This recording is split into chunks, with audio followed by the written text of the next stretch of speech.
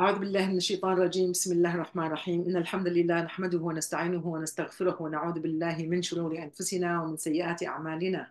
من يهده الله فلا مضل له ومن يضلل فلا هادي له. ونشهد أن لا إله إلا الله وحده لا شريك له وأن محمدا عبده ورسوله. إن خير الكلام كلام الله وخير الهدي هدي محمد صلى الله عليه وسلم. وشر الأمور محدثاتها وكل محدثة بدعة وكل بدعة ضلالة وكل ضلالة في النار. اللهم أجرنا من النار وأدخلنا الجنة مع الأبرار. اللهم أعنا على ذكرك وشكرك وحسن عبادتك. We ask Allah subhanahu wa ta'ala to help us to keep remembering Him and to keep worshiping Him on the right way, in the right way, inshallah ta'ala. We ask Allah subhanahu wa ta'ala to give His victory to the people who they're oppressed all over the world, especially now, people of Gaza, people of Palestine. May Allah subhanahu wa ta'ala end this bloodshedding soon, Ya Rabbal Alameen. Ya Allah, Ya Allah, Ya Allah. We don't know what the wisdom behind this massive killing and massive war going on, unequal war going on. But inshallah, Allah subhanahu wa ta'ala know the best, is aware of it, and there is very good things gonna come out of this, inshallah ta'ala. So we are waiting for the victory to be here. It's already, we know we count it as a victory, but inshallah ta'ala, we see that killing will stop, invading will stop, people will have a place to be treated, and people will have a place to bury their loved one who died, and inshallah ta'ala, serenity will come back to their homeland and to every homeland wherever there is oppressed people all over the world, which is so many. You know, this past 50, 60, 70 years, really, if you think deeply, there is a lot of killing all over the world. Yes, it was not like World War was happened, last century or the century before, but with all these part and pieces killing in different places, especially the Muslim blood was very in vain, very much cheap, very much in vain.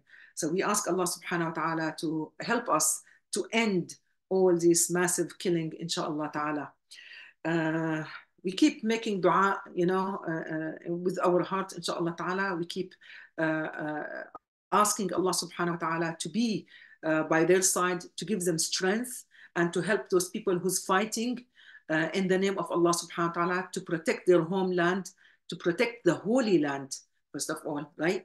We ask Allah subhanahu wa ta'ala to give them strength and to give them successful, inshallah ta'ala, by aiming the enemy, bi'iznillahi ta'ala. So inshallah, today and next Friday, we will end with Surah Al Aa, which took us 23 halaqa. It's going to be 25 halaqa, subhanallah. Each halaqa was almost 1 hour. Only last week it was 35 minutes, which is, I think, 35, 40 minutes should be the best, the longest and the best. But alhamdulillah, we love being together. We love, to spend this time as, a time for Allah subhanahu wa ta'ala and to show the love for this deen, inshallah ta'ala. So 1 hour from 1 week is nothing, subhanallah. So we are ayah 189. Bismillah ta'ala, I'm going to read it bil Arabi. And this, Allah subhanahu wa ta'ala took us back, just like in the beginning of the surah, how Allah subhanahu wa ta'ala explained to us the creation of Adam, right? And the story of the first man was exist. And subhanallah, now Allah subhanahu wa ta'ala telling us same meaning, reminding us by the end of the surah says, أعوذ بالله من الشيطان الرجيم هو الذي خلقكم من نفس واحدة وجعل منها زوجها ليسكن إليها فلما تغشاها حملت حملا خفيفا فمرت به فلما أثقلت دعوا الله ربهما لئن آتيتنا صالحا لنكونن من الشاكرين فلما آتاهما صالحا جعل له شركاء فيما آتاهما فتعالى الله عما يشركون أيشركون ما لا يخلق شيئا وهم يخلقون ولا يستطيعون لهم نصرا ولا أنفسهم ينصرون. We stop here. That 3 ayah is all, connected to each other. That's why I didn't break them. So Allah subhanahu wa ta'ala remind us now. He said, هو الذي خلقكم من نفس واحدة. As in at the beginning of Surah Nisa, also Allah subhanahu wa ta'ala says, يا أيها الناس إنا خلقناكم من نفس واحدة وخلق منها زوجها. O mankind, we created you from one single cell, one single nafs. And here it says هو الذي خلقكم من نفس واحدة. Allah took us back, says you all as mankind created from one nafs. Nafs is the soul. It's my nafs is my soul, myself. So it was one self. Allah subhanahu wa ta'ala created them. That is Adam. وجعل منها, then from this one self, one nafs, Allah subhanahu wa ta'ala made زوجها, the partner, which is Hawa. ليسكن إليها. What was the purpose is ليسكن إليها. So Allah subhanahu wa ta'ala already in this ayah, He gave us the purpose of the creation of the pair, the other pair of Adam, which is زوج. الزوج in English, in Arabic, I could say زوجي, my husband, and my husband can say زوجي مديحة also. There is no feminine and masculine into pair in Arabic. Subhanallah. But in another language, maybe you say زوجتي or زوجي. But زوج in Arabic, I can use it for male and female. Here, Allah subhanahu wa ta'ala use وجعل منها زوجها, the partner of Adam, which is she now, زوجها, his partner, ليسكن إليها. What was the purpose is? So he can sit by her. So this tells us a purpose of Adam, or the male, and the purpose of Hawa, the wife. What is the purpose of Adam? Is the movement. He has to be on the run. He has to be walking. He has to be working. He has to be in and out. But when he's tired, when he needs rest, where he has to come? ليسكن إليها. He has a second. Second is a place where you calm down. You relax. You have serenity. You have طمأنينة. You have tranquility. And that's why the house with the wife, it's become full meaning of the tranquility and serenity any human being think about it, live for it. I mean, look at the people who they have wife and they have a good, nice relationship, successful, marriage, we call it. When the man work all day outside, and when he comes home, the wife welcome him to cheer him up, to serve each other in a different way. Some people think like, if I'm serving my husband the food or the dishes, they will say, I'm not your servant. But when he's earning money and he give you his credit card to spend, he does not say, I'm not your slave. You don't even call him, you're my slave also. A lot of issue come here between marriage and husband and wife with today's, type of language. But the whole purpose here, Allah subhanahu wa ta'ala, He repeated every time He talk about a pair of a marriage couple as mawadda and sakina and rahma. So the purpose of this marriage is to be under umbrella, we call it the mercy of the marriage. So the wife give mercy to the husband and the husband give mercy to the wife. And then there's another ayat that Allah subhanahu wa ta'ala says, Hunna libasun lakum wa antum libasun lahun.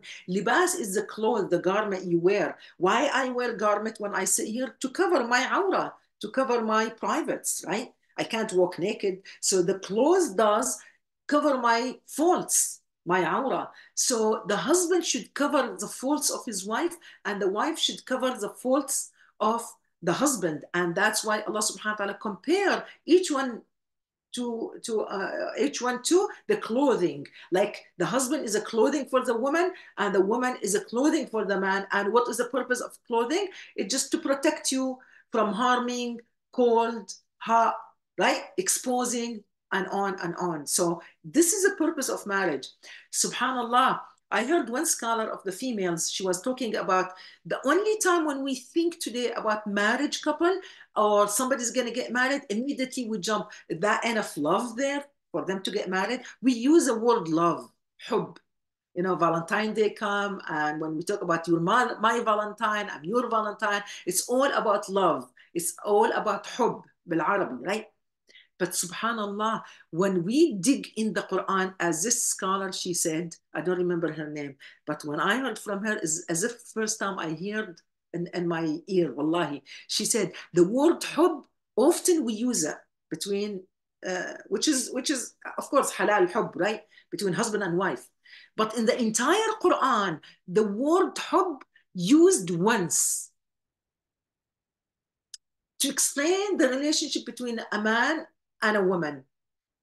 Every other explanation about the husband as a wife and the man and the woman, it says rahma, mawadda, sakina, tuma'nina, or libas, or sakan. All this in English. Every other time Allah subhanahu wa ta'ala talked about marriage couple, he related to sakan, mean a place to live, a place to have serenity, you calm down, tuma'nina, so you have tranquility, you have peace, you have covered, you're protected, right? You feel comfortable, you feel safe, you call it home, both husband and wife. And that's the purpose of the marriage. But when Allah subhanahu wa ta'ala used the word love, so let's go to Surah Yusuf. Oh my God, it's going to blow your mind like it did to me, right? When Surah Yusuf, Allahumma salli ala Sayyidina Muhammad, when Imra'at al-Aziz, the wife of Aziz, right, she ran after Yusuf. When Yusuf alayhi salam became a young man and he became very handsome, he became very attractive. That's a young boy. She raised him in her house as a slave man, but they honored him as their own son. So she raised him as her own son. Then when he became attractive and he became older, what did she do? She ran after him, and you know the story. But now when the husband find out what was going on, and it was proved that she's after him, not Yusuf alayhi salam after her, right? They closed the subject, they closed the topic, they said, let it die in the palace, let it end there. And the wife was not punished.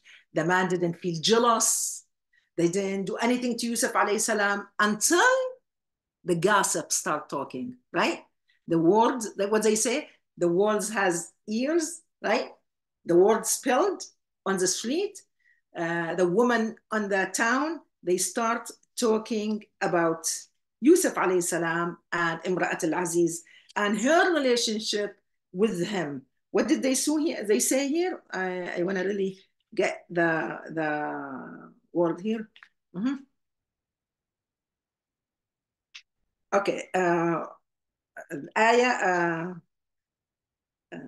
Okay, ayah number 30, if anybody wants to go back to Surah Yusuf. أعوذ بالله من الشيطان الرجيم. وقال نسوة في المدينة امرأة العزيز تراود فتاها عن نفسه. The woman in the city, in the town, the gossip started and they all start talking about the wife of Al-Aziz. تراود فتاها. She's after her slave boy. فتاها. قد شغفها حبا. This is the only time Allah subhanahu wa ta'ala used the word love as a حب. قد شغفها حبها mean her heart, it start covered with the love of Yusuf. Nothing in her heart but the love of Yusuf. قد شغفها حبها إنا لنراها في ضلال مبين. And they found that type of love is unfair. She's wrong. She has a husband. How could she love her slave man? She raised him as her boy. فتاها mean young boy, lived in her palace, raised him as her son. Now she's after him for love, to make love, right? Subhanallah. This is when Allah subhanahu wa ta'ala used the word hubba, the only time between a man and a woman, and it's in a wrong way. It's a wrong way. قد إنا لنراها في ضلال مبين. Even the woman admitted, oh, she's wrong. She can't do that.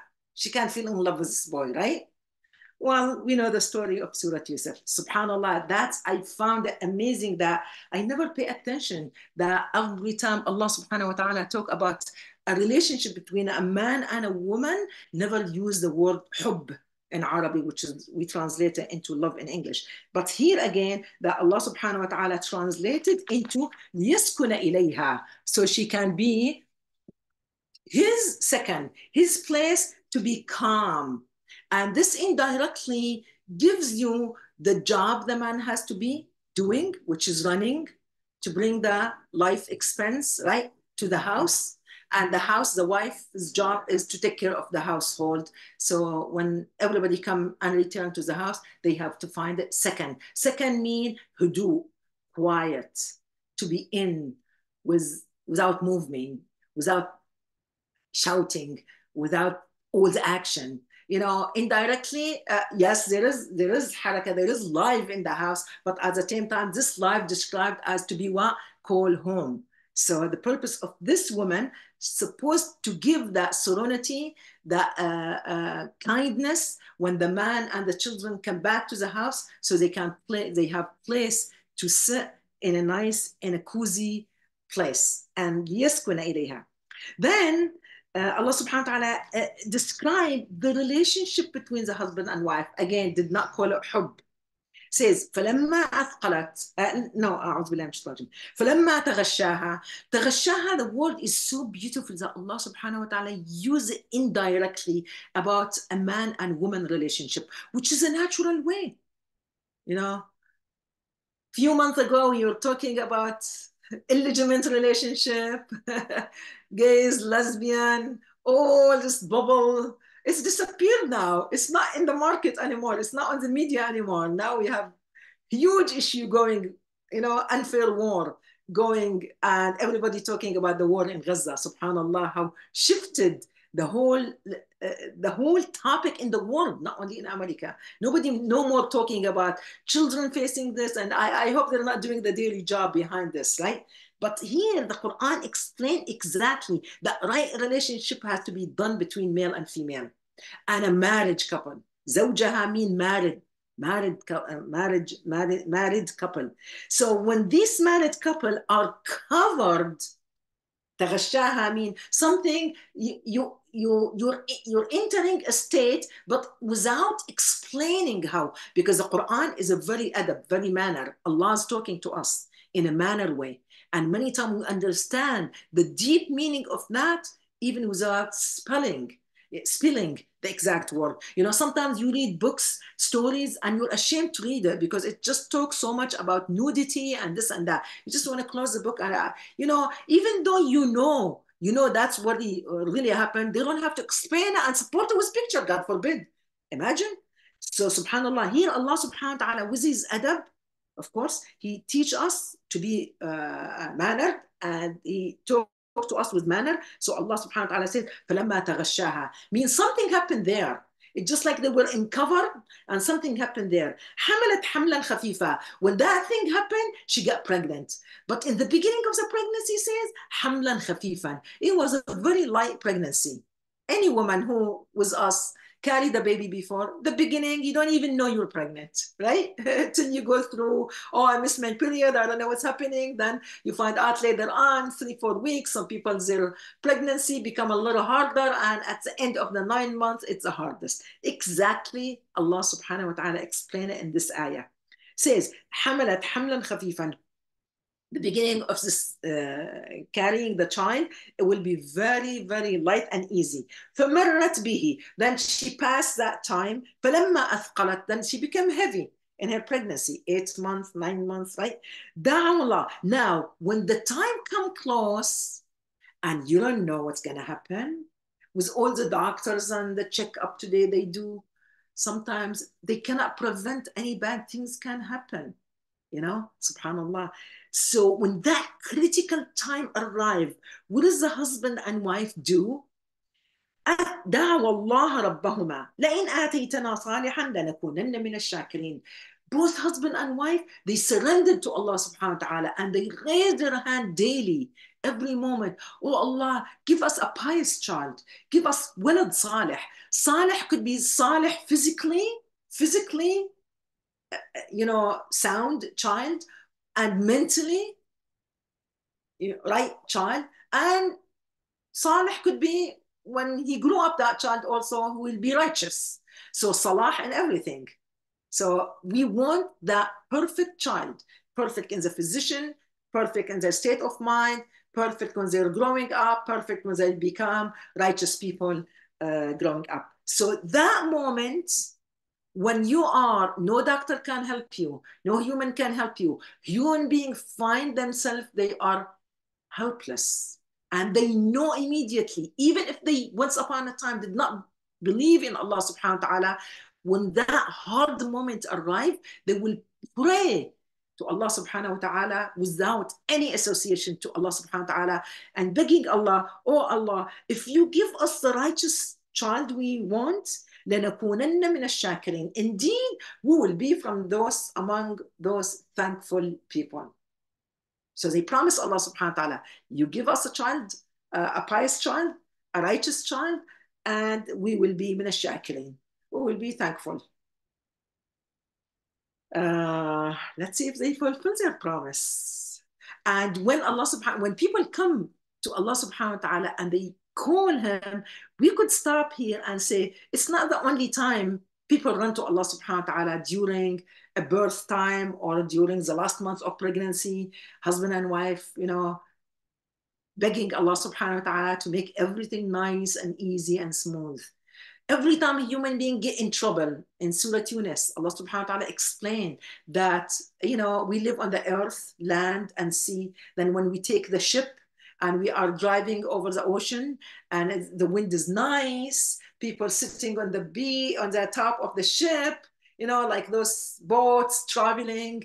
And then suddenly the wind come, the storm come, the cloud gathered, and the storm start raining on the top of them, and the wind come, and the ship going like a mountain because of the wave of the water. What do? They cry to Allah subhanahu wa ta'ala, if you take this calamity away from us, if you just bring this ship safe to some island, we will thank you, Allah. We will be thankful.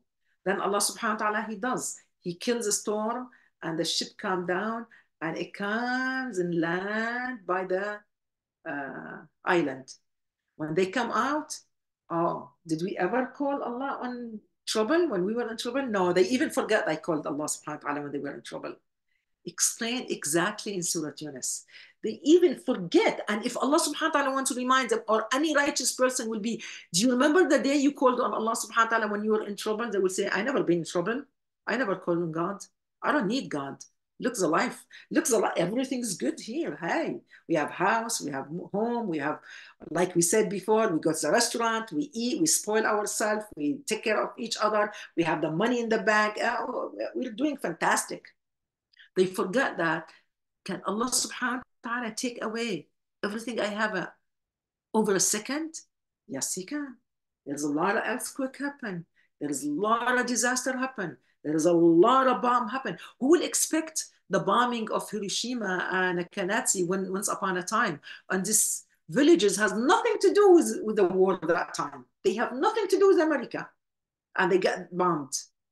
Who will think that life will turn into death and burning until today? People who survived, in their gene, they carry the radiation of that bomb. Who will think that way? But when calamity comes in a human being, calamity comes in a human being. Allah subhanahu wa ta'ala aware of that? Yes, He's aware of that. Is He in charge? Yes, He is in charge. But those people who do harm, they have consequence. And those people who die innocently, also Allah subhanahu wa ta'ala will take care of them in a different way.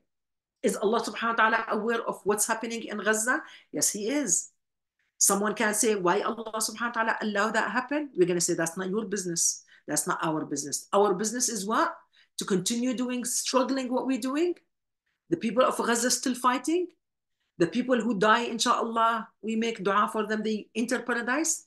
And we keep asking Allah subhanahu wa ta'ala, begging for the mercy of Allah subhanahu wa ta'ala to come into them. That's our job. Our job not to analyze why this thing's happening. If Allah is aware, why is it letting this? We don't know the wisdom of this. Many times, just like a woman who's going through such a pain when she gives natural birth. I did it. All natural, no medication, no painkiller, no nothing. Today they have so many different ways. Women give birth with no pain. All this natural, you go through such a pain. At the end of the day, when you see the baby in your hand, you forget all the pain. And you say, you know what? It's worth it. I want to do again. I want to be pregnant again. I remember once upon a time I was in high school. we have a lady who moved from different city in Damascus. And they were our neighbors. Since she's a stranger, you know, not from the town, not from the ordinary neighbor, we became friends with her. And me and my sister, we used to go visit her once upon a time to ask her, you know, to feel that she's welcome. She was a school teacher also. So she got pregnant. She was married, newlywed when she moved. And when she got pregnant, she had the baby. We visited her and she swore in God 3 times that the pain she went through delivering the baby, it was so severe. She swore she will never get pregnant ever again. She swore right there in front of us. And we were laughing. Of course, me and my sisters, we were not married. We don't know. We don't know how severe that pain, right? We were laughing at her, says, no, don't say that. I'm sure you're going to get pregnant again. My mother got pregnant 8 times, 9 times. Come on. You know, women do it all over again. She swore. 2 years passed. 5 years passed. 6 years passed. She has 5 kids. We used to go and tell her what happened with your oath. So subhanallah, there is al-makhad, we call it. After you go through giving a birth, after you go through such a pain, inna ba'da al-usri yusra, Allah promise. Every hardship fell into the human being, and right after that, the ease will come. And the victory will come. If it's a war, the victory will come. The successful for the Muslim, inshallah, will be there. So that's why we don't know how to you know, we're not the one who's going to go ahead and judge Allah subhanahu wa ta'ala about something happening and we don't know what's the wisdom behind it. We don't know this, what's going to happen, the result after 2 years, 3 years, what's going to come out of this. We already see a lot of good seeds coming out from this 50, 60 days war already, subhanallah. But this is exactly bring us to the pain the parents go through, especially the woman, of course, go through when she give a birth. But at that moment when they promise Allah subhanahu wa ta'ala that if you give us the righteous human being, right, the righteous child, then we will be thankful. Then Allah subhanahu wa ta'ala continues, says, فَلَمَّا أَتَاهُمَا صَالِحًا فَلَمَّا أَتَاهُمَا صَالِحًا. Yes, Allah subhanahu wa ta'ala gave them the child. The child was healthy, beautiful, right, sound, quiet, everything's fine, physically, mentally, hearing, vision, all the tests passed, 100%, you have a very beautiful child, right? And grew up the child and become righteous man, صالح. جعلا له شركاء فيما آتاهما. The parents forget the oath they gave to Allah subhanahu wa ta'ala that they're going to be from among the thankful. What do? They associate their same child that should be the reason for them to come closer to Allah, because Allah subhanahu wa ta'ala's bounty, what causes for them to have the child, that child now become the reason for them to be astrayed. And they give associate to Allah subhanahu wa ta'ala, maybe the same child. Maybe they love the same child more than loving Allah subhanahu wa ta'ala. Maybe they sacrificed in the name of that child to their idolic, right? And if they were idolatry worshippers, they go ahead and they do all the superstition acts. Some countries do that. My country, Damascus, they used to do that. If the child born, they go to the awliya, qubur, to the tomb of the, they call befriend of Allah subhanahu wa ta'ala's graveyard, and they sacrifice animal and they give it to the poor of people, and they pray, they say, they ask that befriend grave, whatever that person, with his blessing, or God make my child, you know, developed in very successful life when they grow up. So they do a lot of shirk. So giving associate to Allah subhanahu wa ta'ala, it's not always necessarily physical idolic. Like the kuffar Quraysh, they have idols. Even those, maybe it's less painful than someone who do idolatry to Allah subhanahu wa ta'ala with their aqidah, with their understanding this religion. Their understanding this religion may be something somehow tied with the religious leader, so and so, or the saint, or the cross, or Jesus, peace be upon him, right? So maybe those people at least worse than the people in Arabian who worship idols. Why? When they asked the people of Mecca, why do you worship these images, the stone, as idolatry? Right? You know what they said? لِيُقَرِّبُونَ إِلَى اللَّهِ زُلْفَى. They know that the upper power was Allah. They didn't deny the power of Allah subhanahu wa ta'ala, but they said those idols will bring us closer to Allah subhanahu wa ta'ala. So their focus is on Allah, but they're coming in a wrong way.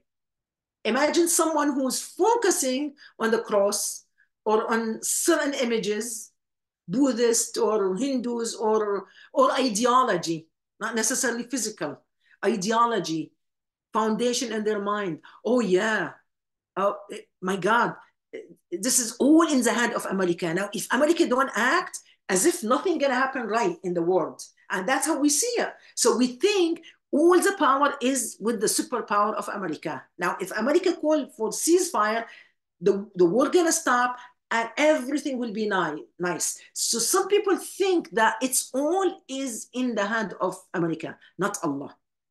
That's the shirk itself. That's the invisible polytheist idolatry. You're doing idolatry by trusting or putting your hope not on Allah subhanahu wa ta'ala. Because Allah subhanahu wa ta'ala taught that وَإِذَا سَأَلْتَ فَاسْأَلِ اللَّهِ. When you ask for something, you ask directly Allah subhanahu wa ta'ala. وَإِذَا اسْتَعَنْتَ فَاسْتَعِنْ بِاللَّهِ. When you seek help, you ask the help of Allah subhanahu wa ta'ala. Right? That is as-sirat al-mustaqim. Without any middle man or middle image between you and Allah subhanahu wa ta'ala. That's the condition also we see in a lot of social media about the people of Gaza, right? The children of Gaza and the women of Gaza, when they're, sending these videos and when they say, we don't need nobody's help, we are calling on Allah subhanahu wa ta'ala directly. We are sacrificing ourselves, our properties, our children, our husband, our young men for the sake of Allah subhanahu wa ta'ala to protect the Holy Land, to protect the land of Gaza, which is land of the Sahaba. Subhanallah. Did you know that the great father Hashim of Rasulullah sallallahu alaihi wasallam buried in Gaza? And so many Sahabi buried in Gaza. And Shafi'i, I think Shafi'i, one of the Imam Shafi'i, also from Gaza. So subhanallah, yani, Gaza is, there's a lot of hadith that the Prophet sallallahu alaihi wasallam talk that the people of Gaza is the one who's going to save and protect the Holy Land, Bilad al-Sham or al-Masjid al-Aqsa. So these are the prophecy of Rasulullah sallallahu alaihi wasallam. And when we look at their, posts, subhanallah, sometimes you see, how could people who just don't have running water, they're winded. Yesterday I was listening to this doctor from the United Nations spokesman. I could not finish the video when he said, there's men in the hospital, the live warm coming from the wounded of their head. And we don't have a treatment for the wound of this old man in the hospital. And the whole world just sit and watch. Is the victory in the hand of Allah subhanahu wa ta'ala? Yes. Is that going to make us give up to call on Allah subhanahu wa ta'ala and call somebody else? No. So we have to, each one of us, to recheck our aqidah, my thinking, my believing, my dependent on Allah subhanahu wa ta'ala alone, or it's a mixed up. I'm confused. A lot of people says, I'm confused. I don't know. Why the Arab leaders don't do anything? They're just keep pointing about the Arab leaders. They're not pointing about their mistakes, their sin, their condition of their heart. What Allah subhanahu wa ta'ala says is not going to change your condition as a nation, Muslim Ummah, unless each one of us change within what's in your heart. They don't care about that, but they keep pointing the fingers into the leaders, prince and king and whatever. Is that our job? Me pointing fingers on the Muslim leaders today or curse them, that gonna make me feel better? Or is that gonna solve the problem of people of Gaza?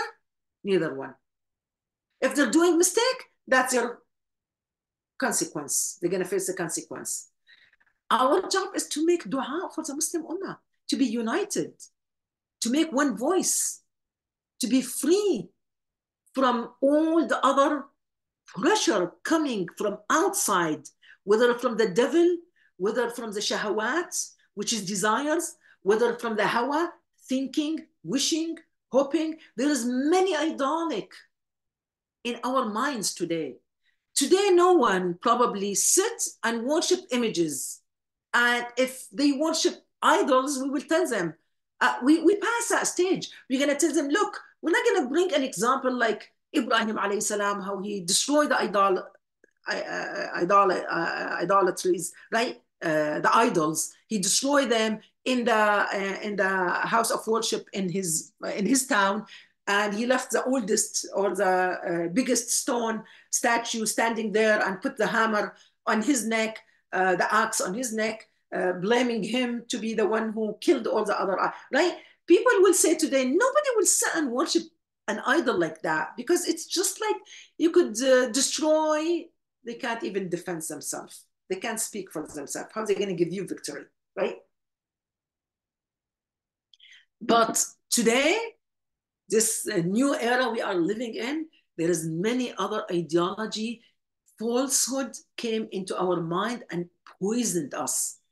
Like regular people today, when they became atheists, they don't want to worship anything. They don't want to go to church. They don't want to go to any place of worship. They call all this religious organization are a way to cause problem, not to solve a problem, right? So those people, they have in their egoistic, in their ego, it's like prevents them to follow any religion, to prevent them to be a part of any organization.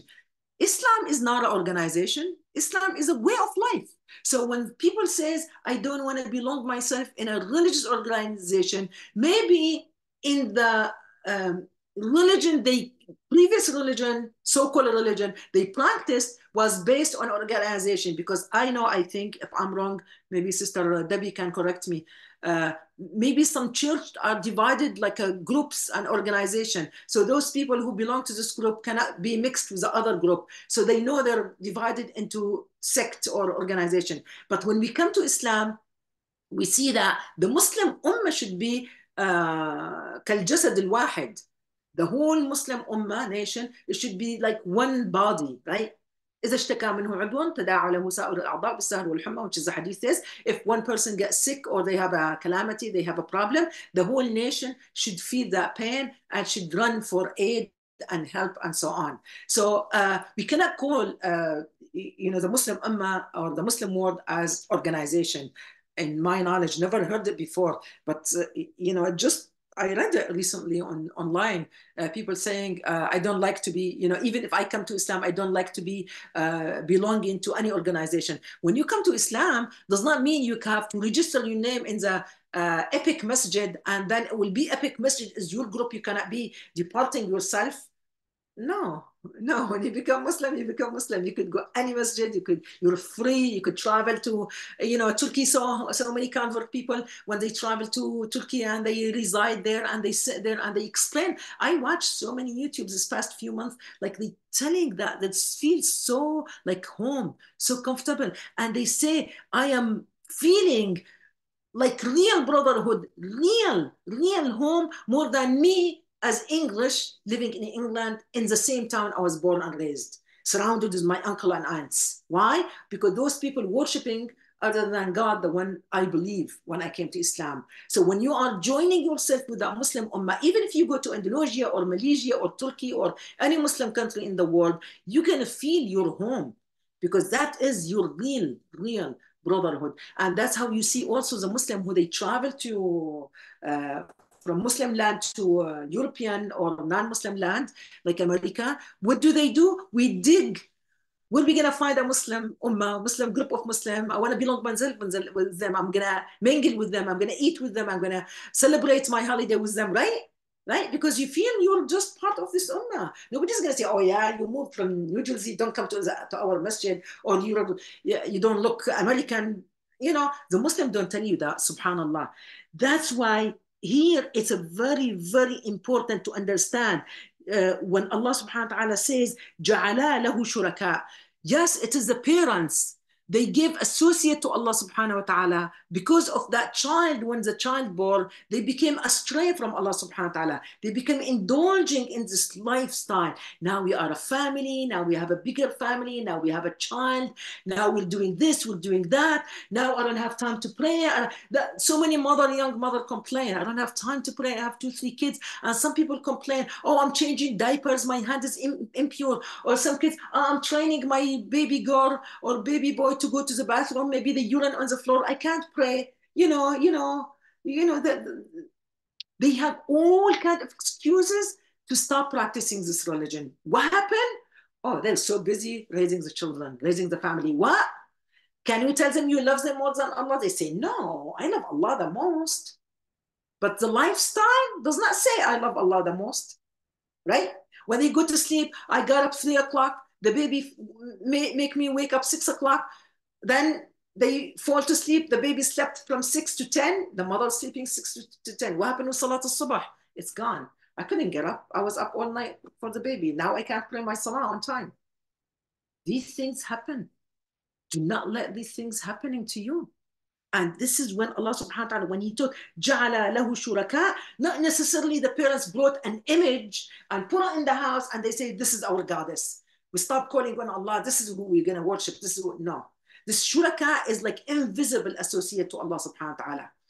And Allahumma salli ala Sayyidina Muhammad. When I was reading this explanation of this ayat through Allahumma salli ala Sayyidina Muhammad, fi zilal al-Quran, under the shade of Quran, Sayyid Qutb rahimahullah, he just did it so beautifully, how human being become so far from the instinct, from the fitrah.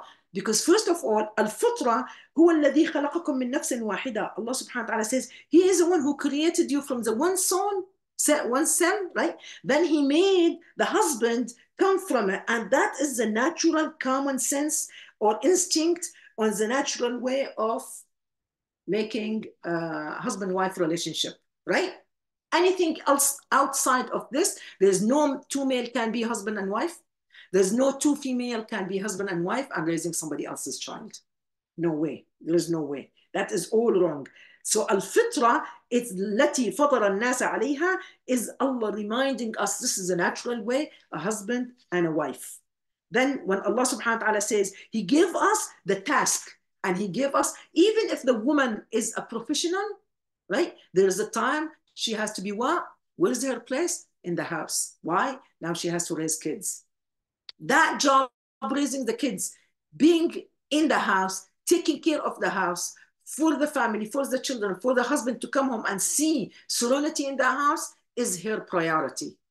Then your job as a woman, taking care of these children, looking after your husband, it become you and the man in Gaza fighting against the occupier, the same level. You become mujahid. And the hadith is clear. A woman, her ribat means when you tie the knot and you say, I'm going to protect the border of my land. I'm going to fight to protect my land. That's the people of Gaza doing that, the young men, right?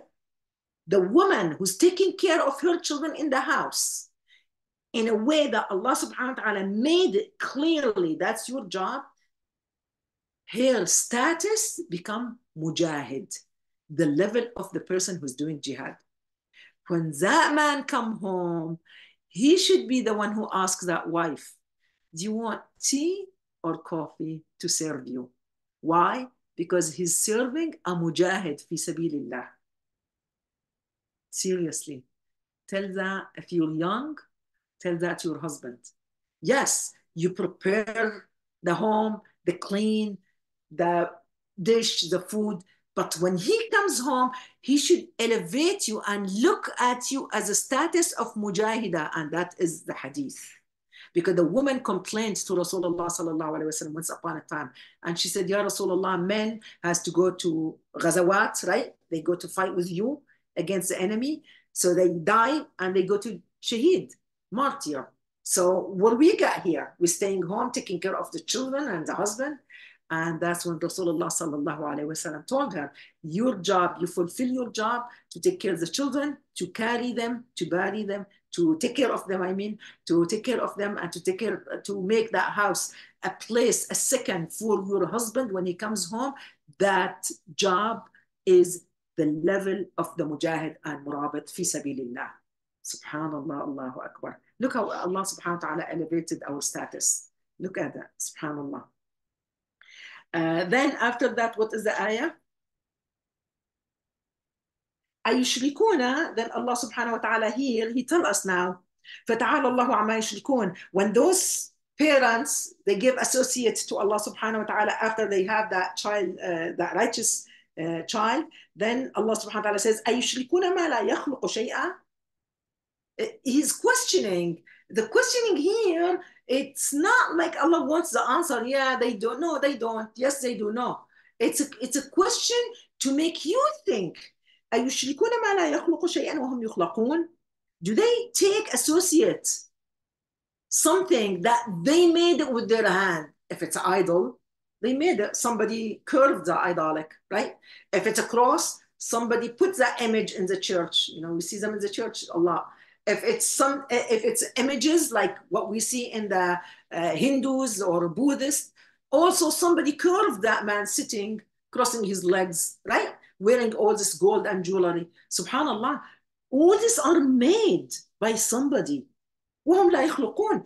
Those God, they call them God. They're not the one who created them. You are the one who you worship them. You made them and you worship them. It's just such illogic, right? And that's when Allah subhanahu wa ta'ala says, أَيُشْرِكُونَ مَا لَا يَخْلُقُ شَيْئًا وَهُمْ يُخْلَقُونَ. You know, they're the one who, we were created by Allah subhanahu wa ta'ala, then we make things with our hand to go and worship in the place of Allah subhanahu wa ta'ala. If it's not image, like we said, it could be ideology, could be the way we're thinking, could be the way we're praying. We're praying towards something, not to Allah subhanahu wa ta'ala. We're thanking somebody, not Allah subhanahu wa ta'ala. A lot of people are thankful, but the bottom line, who are you thankful to? Are you thankful to your doctor who saved your life when he gave you operation, for example, and gave you pills and this pill is working? More than thanking Allah subhanahu wa ta'ala, the one who brought that doctor across to your way, so he will be the reason for you to be healed, for example. In this equation, a lot of people, they delete Allah subhanahu wa ta'ala and they just, whatever around them, thank you, such a nice smiley face, and thank you, and wow, they're so kind, they're so nice, and so, but nobody is nice to Allah subhanahu wa ta'ala the way they're so nice to each other. They just, God's name is not mentioned at all in some people's life, not at all. If it's mentioned maybe once a week and a wrong way, oh God, right? Subhanallah, Allah subhanahu wa ta'ala here, he explained to us how easily we can be astray, easily. Then it says, وَلَا يَسْتَطِيعُونَ لَهُمْ نَصْرًا وَلَا أَنفُسَهُمْ يَنصُرُونَ. Even this idolatry, they worship, they can't even give you victory. They can't even give victory to themselves, as we know the story of, so many stories in Arabia. And the man, he will come, he will worship this idolic in his backyard. Then a little kid in the street, they will run and they bring leftover human waste and they will put it on this image. And they make fun how this man come and he worship this image. And so they put a human dirt on it. So the children ran away and the man come out, he see that, this is a true story in the Jahiliyyah. And he see what happened. He goes, he wash it, he perfume it, and he said, "Oh my God, who did this? Who did this to my God?" And he wash it again. Then he, elevate it. He put beautiful flowers and mask on it. Then he comes the second day. The children come and they do the same mess. They mess up with his goddess. For the third time, when he saw that, he goes, why am I worshiping this idol when this idol can't even protect themselves from the worst images to come cover their body, which is human waste. Imagine bringing human waste and, put it on the face of what you call him God, and you worship him. So his mind came, he said, this cannot be God. He destroyed it. So a lot of people, in Arabian, they used to think in a right way, logic way, what we call it today, fitra. Come back to your sense, come back to your natural thinking. How could you do that? Subhanallah, you hear stories of people who come to Islam, and most of them they come to Islam for the same reason. How could I worship Jesus? For example, if they come from Christianity or something, they say, how could I worship, the mother of Jesus or anything? I supposed to worship the one who created Jesus and created human being, and that is Allah subhanahu wa ta'ala. So same here. If they can't even give victory for themselves, how could? So if someone here now come and they have with today's ideology, for example, the nation, the umam, al-qawmiyah, nationality, tribalism, they think that tribalism, being strong, belonging yourself with a tribe, with certain tribalism, will give you the dignity and ownership. Wow, I am from, like we said last week, from Bani Hashim. That alone, believing that you belong to this tribe, is your pride. It become that tribe you belong is your goddess, because you think, oh, nothing should happen with me. Wrong. I don't deserve this because I am from the Hashimi. So you put yourself above the nation. You think you're the chosen one. Nothing wrong should happen with me, right? Because you come from this family. But who made you come from this tribalism but Allah subhanahu wa ta'ala? So what does the nationalism and tribalism have any meaning to you? No, because I didn't choose my tribe. I didn't choose my color. I didn't choose my life. I didn't choose the day I was born. It's all from Allah subhanahu wa ta'ala. So all this nationalism, tribalism, qawmiya, wataniya, right, have no meaning. But you look at today's ideology is what? This is America, that's Russia, this is China, this is Middle East, this is African, this is the European, this is Japanese, this is Chinese. Each one looks like this. So we stigmatize the China people like this, stigmatize the Japanese like this, the African like this, and so on. So we became divided, and we're thinking, well, one of these nations has to be the best nation. Wow, we live in America. We are the best nation, and America is a superpower. Now America and the stars in our flag become our idolic. Or the stars they hold in their chest if they were veteran. Oh yeah, I did the war. I did the war. I'm veteran. Now I'm the top of the world. All these ideas it become indirectly as in the human mind become your ideology, become your idolic. You become a polytheist in a different way. Not necessarily images you worship in the house, right? Images you worship in the place of worship, but idea you live, the idea you live, fikra. That's why Islam is start with aqidah, idea, and the foundation of Islam is a word, it's an idea, which is La ilaha illallah Muhammad Rasulullah. If does not found your faith on La ilaha illallah Muhammad Rasulullah, your faith is not valid. Why? What does that mean? Bismillah. La ilaha illallah. Nothing deserves my deity, my worship, right? My honorable, but Allah subhanahu wa ta'ala. No my nationality, no my tribalism, no whatever, nothing else, nothing else. Those are today's ideology. Today's idolic worshippers are the nationalism. And that's how Muslim world, after the Ottoman breakdown, was easy breaked into Wataniya and Qawmiya and Arabiya. You're Arab, they're Turk. They're Indonesians, they're Malaysian. They're Pakistani. Nothing to do with one Ummah Muslim anymore. Well, when we finish become Arab, oh yeah, I'm Egyptian, I'm Syrian, I'm Iraqi, I'm Yemeni. Look how many parts and pieces the Muslim world divided.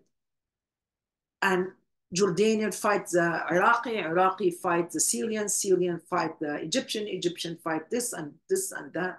And everybody washed their hand away from Palestine as a Palestinian. They have their own job to take care of the Palestinian land. That's not our business now. We're Syrian, we're sitting here, Palestinian, let them defend their own land. That's how the Muslim world felt like they're disconnected now. There's no more, we are Muslim Ummah. Why? Because each of those people, they have their own messed up ideology in their head. Oh, we're Syrian, we're Egyptian, we're Emirates, we're this, we're that. Allahu Akbar. So Allah subhanahu wa ta'ala, the Prophet sallallahu alaihi wasallam warned us that we're going to be divided one day. And then when we are divided, we become like a dish with the food, yummy food, right? We're divided. We are the dish, we are the food.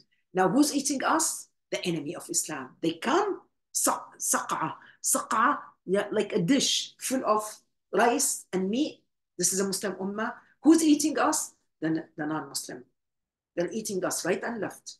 And nobody can scream, nobody can say anything because what? We're not united. We're not together. We don't feel the pain of each other. Everybody says, nafsi, nafsi, myself, myself. Selfish, nationalist, tribalism. These are the dangerous idea, and the non-Muslim were very successful to spread it in the Muslim world, and the Muslim world been living under these ideas for the past 70 years, if it's not 100 years. Allahu Akbar.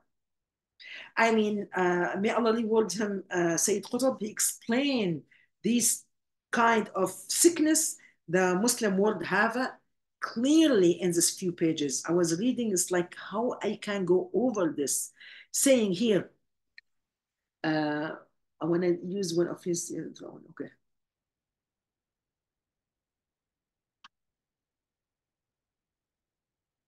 Oh, in this ayah, there is also, when I was reading Ibn Kathir, there is, when we go back to the same ayah 189, where when the husband and wife got pregnant, right, and they have the baby, some scholar, they say there is a hadith, even though the hadith is from the Ahl al-Kitab. When the hadith come from the people of book, Prophet Muhammad sallallahu alaihi wasallam said, if it's not disagreeing with the aqidah of Islam, you could take it or leave it. And you cannot say it's wrong, and you cannot say, take it to your heart, it's right. Because it's not going to help my greed and my believing in Allah subhanahu wa ta'ala more or less. So some explanation here, it says the hadith is weak. The hadith says this is Adam and Hawa, where Adam and Hawa, when they came to the earth, Hawa get pregnant, and every time she get pregnant, she has miscarriage or the baby die. After the birth, the baby died. Then the devil approached them, Iblis, and he tells them, let me tell you why your baby is not, borning in a healthy way. You have to do something. What is that something? You have to give a name to that child after my name. So Iblis named Al-Harith. So if you say, I'm going to name my son Abdul Harith, mean the servant of Harith, your child will be safe and will live. But Adam and Hawa, of course, they know who's Iblis. He was a reason for them to leave paradise. They don't listen to him. But when they had a child after child, and the child died, and the child, they want them to name Abdullah or Abdul Rahman, like the best names of Allah prefer to name your children is Mahummida wa Ubbid, if they have something with the servant of God's name or God's attributes, right? Or Alhamd, Mahmud, Ahmad, Abdul Hamid, stuff like that. So those are the best names to Allah subhanahu wa ta'ala for male, of course, we're talking. So when Iblis keep promising them, if you do not give a name, Abdul Harith, your son is not going to live. Since they lost so many children, they said, okay, let's make intention. This child will born, we're going to name him Abdul Harith. Let's see if he's going to live. And it says, when they gave that birth to that child, when she gave the birth of that child, she named Abdul Harith, and the child was sound and lived. And they said, wow, look what happened. So they give associates to Allah subhanahu wa ta'ala, which is shirk al-hal, they call it. For that moment, they give associate to Allah. But that hadith, it says weak. We cannot take it because it's from the people of the book, because that hadith, this has nothing to do with Adam and Hawa, because it says right after that how Allah subhanahu wa ta'ala explain and he talk about the idolic worshippers, how they worship other than God. Come, and in the time of Adam and Hawa on earth, they never worship idols, ever. Adam alayhi salam was a prophet. How could he do that? How could how could he name his child after Iblis, the servant of Iblis? Hasha lillah. So a lot of scholar and a lot of explanation. They said that hadith is there and in Ibn Kathir, and it says hadith is weak because it's from the people of Ahl al-Kitab, or people of book. Wallahu a'lam. Uh, okay. He so I mean, Sayyid Qutb explained a lot about shirk, how it's okay. Yeah. So he explained a lot what is the meaning of shirk, giving associate to Allah subhanahu wa ta'ala without having images. So he says, some people think that victory comes from who? From the one who has a power and authority, right? That's why a lot of people think today, oh, I want to, we have to connect it with what's happening today in Gaza. People think, who has the power today? America. Who has the authority today? America. They have the authority of veto. Look, the whole world said ceasefire, and America keeps saying no. So that's why they think that America is the God of the world today. Yani they don't call it God, but they trust in the power of America so much to the level, خلاص, everything is in the hand of America. Why? Because that's what's in their mind. But the real power in the hand of Allah subhanahu wa ta'ala, and the real authority is Allah subhanahu wa ta'ala. So the authorization here is Allah subhanahu wa ta'ala. Is the heavenly authorized, not earthly authorized. The earthly authorized could be America, but the heavenly authorized, Allah subhanahu wa ta'ala, above every king and every power. He is a superpower. If we don't think that way, then we are committing shirk. That's what Sayyid Qutb say here, Allah yarhamu.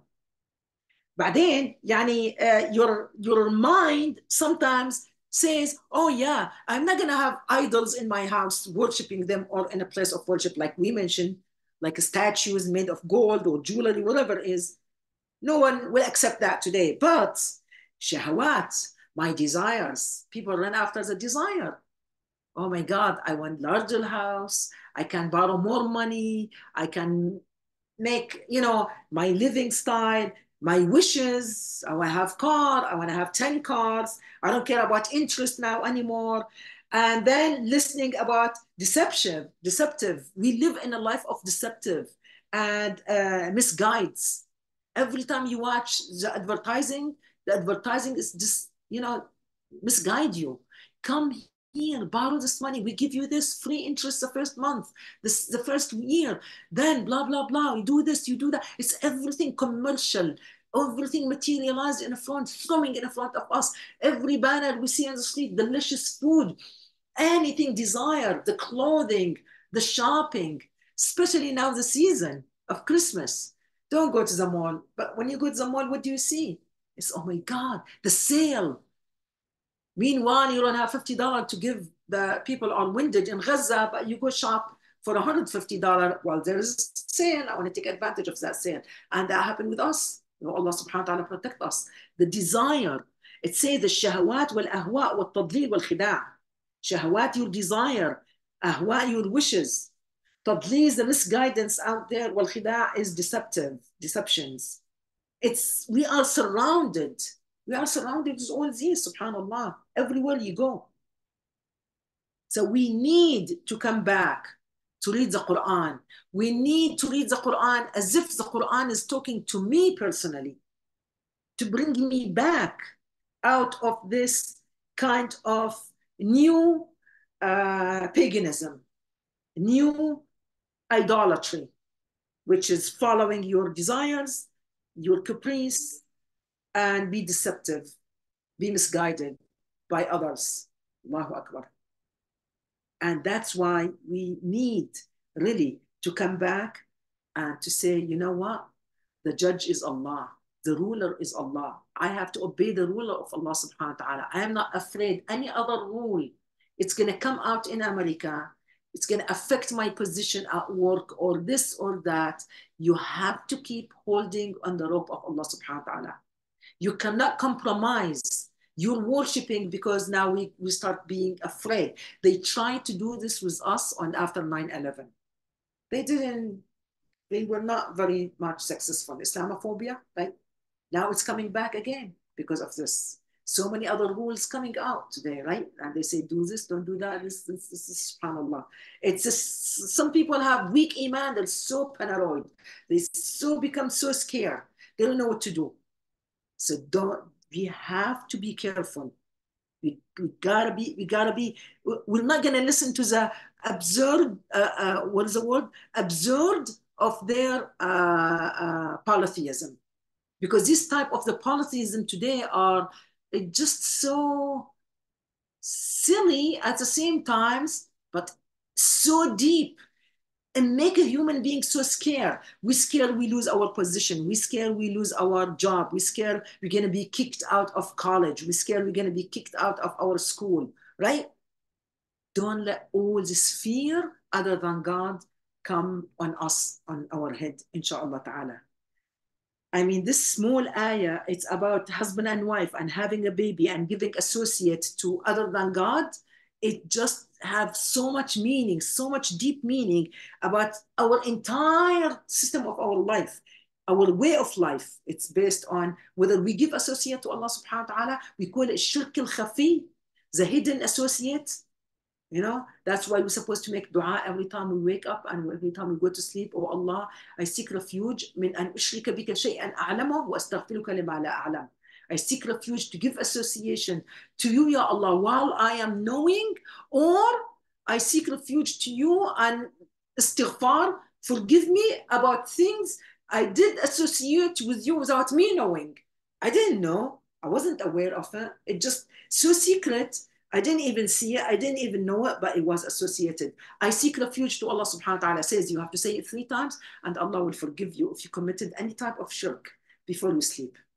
اللهم إني أعوذ بك أن أشرك بك شيئا أعلمه وأستغفرك لما لا أعلم. I seek refuge in you, Ya Allah, to give you associate with anything by me knowing in purpose. We seek refuge. نعوذ بالله. We did it. Ya Allah, just like you admit to Allah subhanahu wa ta'ala, forgive me. وَأَسْتَغْفِرُكَ لِمَا لَا أَعْلَمُ. I seek refuge and I seek forgiveness if I did something associated with you, Ya Allah, with me not knowing. Inshallah, so you will be innocent from shirk, inshallah ta'ala. All right, so let's go back to the ayah, see if we have more time to finish the idea. Yes. Mm-hmm. Oh no, we're not here. We're here. أعوذ بالله من الشيطان الرجيم. All right. إن الذين تدعون من دون الله عباد أمثالكم فادعوهم فليستجيبوا لكم إن كنتم صادقين. That's all also the continuous about if you worshiping other than God, call on them, see if they can help you. Indeed, they're not going to help you. Now Allah subhanahu wa ta'ala, he keep talking as if now to the people of Mecca or the people who worship idols. It says, أَلَهُمْ أَرْجُلًا يَمْشُونَ بِهَا. Is this images you have them in your place of worship have feet? Maybe they do have feet. يَمْشُونَ بِهَا. Do they can walk on their feet? Ya Latif. If Jesus hanged on the cross, can he get up and walk on his feet in the church tonight? Ya Latif. God forgive me if I'm saying something wrong. أَمْ لَهُمْ أَيْدٍ يَبْطُشُونَ بِهَا. Or they have a hand that can smack you or touch you nicely with it. أَمْ لَهُمْ أَعْيُنٌ يُبْصِرُونَ بِهَا. Maybe they have eyes and studs of diamond in the eyes shining on you. But do you think they can see with the eyes? That reminds me one of the sister. Her father, her parents were Buddhist. And this, as a young girl, she was taken to the place in Taiwan, in this place of worshiper. And she used to look at those idolatry in the place of worshiper. When she stared at them, she see like a red fire coming out from their eyes to her eyes. Then she would scream and close her eyes, and she wants to leave. And her mom said, "What's wrong with you? What's wrong with you? We're gonna pray. We're here to pray." This is a true story. The lady told me. When she became at the age of 20 plus, she came to Islam. Now she remember how Those ideology in Taiwan, when she lived in Taiwan, she couldn't even stare at them. They were images. But Allah subhanahu wa ta'ala guided and protected her. This is Diana Levine. Anybody met Diana Levine? Maybe Debbie did. She's in different state now when she married. She was a pharmacist. She used to come to ICPC for a while. She learned Islam in college, and then I became very close friend with her. Alhamdulillah Rabbil Alameen. Subhanallah, she used to tell me how strange things happen in her young age that push her away to follow her mom's path. You know, her mom was a Buddhist. And here Allah subhanahu wa ta'ala says, do they have feet to walk? Do they have eyes to see? Do they have hands to, use? أم لهم آذان يسمعون بها? They have ears maybe in the image, but do they hear it with the قل ادعوا شركاءكم ثم كيدوني فلا تنظرون. So call on them and see if they can hear you. And if they can't hear you, don't mock me. So as if Allah subhanahu wa ta'ala here talking directly to Rasulullah sallallahu alaihi wasallam to talk to the people of Quraysh. Because the people of Quraysh, what did they do? They worship all these idols in their backyard and around the Kaaba and in their house. And we're going to stop here, inshallah ta'ala. And we continue one more lesson to finish, inshallah ta'ala, next week, Surah Al Aa.